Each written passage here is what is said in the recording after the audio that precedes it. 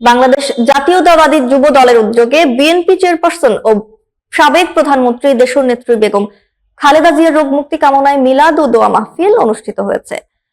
বুধবার বিকেলে হবিগঞ্জের মাধবপুর উপজেলার নোয়াহাটি বাজার সংলগ্ন মোহনপুর ফিলিং স্টেশন প্রাঙ্গণে এ দোয়া মাহফিল অনুষ্ঠিত হয়।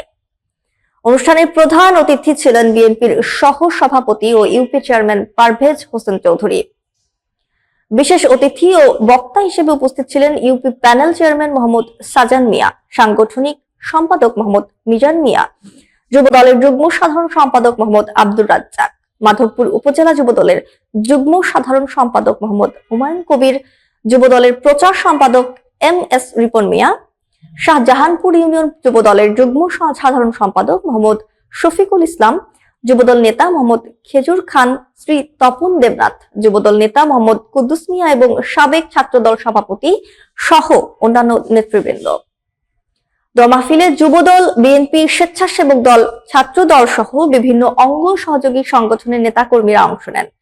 মিলাদ ও মোনাজাতে দেশনেত্রী বেগম খালেদা জিয়ার দ্রুত আরোগ্য কামনা করা হয়, পাশাপাশি সকল শহীদদের রুহের মাগফিরাতও কামনা করা হয়।